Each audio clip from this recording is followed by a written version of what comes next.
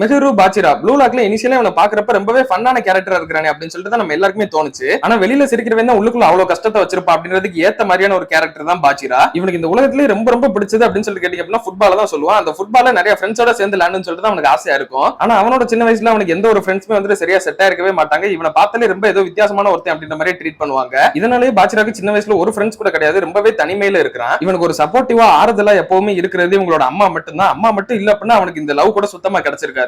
பாச்சிரா அப்படி தனிமையிலே இருந்ததுனாலே அவனுக்குள்ளே ஒரு இமேஜினரி ஃப்ரெண்ட் ஒன்னு கிரியேட் பண்றான். அப்படி அந்த இமேஜினரி மான்ஸ்டர் கூட மட்டும் தான் அவன் ஃபுல் ட்ரீமையும் ஷேர் பண்ணிக்கிட்டு இருக்கான். அதுக்கப்புறமா தான் அவனுக்கு ப்ளூ லாக்ல ஒரு சான்ஸ் கிடைக்குது. அங்கதான் அவன் இசாகியுமே மீட் பண்றான். இசாகி தான் அந்த உண்மையான மான்ஸ்டருமே அப்படின்றத புரிஞ்சுக்கிறான். ஃப்ரெண்டே இல்லாம சின்ன வயசுல இருந்து தனிமையிலே இருந்த பாச்சிராக்கு தனிமை எல்லாத்தையும் போக்குற மாதிரியா தான் இசாகி வந்துட்டு கிடைச்சிருக்கான். ஆனா ப்ளூ லாக்ல எப்படி எல்லாரும் சேர்ந்து விளையாட முடியும், எல்லாருமே தனித்தனியா ஸ்கோர் பண்ணணும் அப்படின்றது ப்ளூ லாக்கோட கான்செப்ட். இதை ரியலைஸ் பண்ணதுக்கு அப்புறமா பாச்சிரா ஒரு செம்மையான அவேக்கனிங்க எடுப்பான். அதை பத்தி நான் அடுத்த வீடியோல பேசுறேன், மறக்காம ஃபாலோ பண்ணி வச்சுக்கோங்க. அப்படி உங்களுக்கு பாச்சிராவை பிடிக்கும் அப்படின்னா அவன மாதிரியே சூப்பரா ஸ்மைல் பண்ணக்கூடிய ஒரு ஸ்மைலி எமோஜியை கமெண்ட்ல போட்டுட்டு போங்க.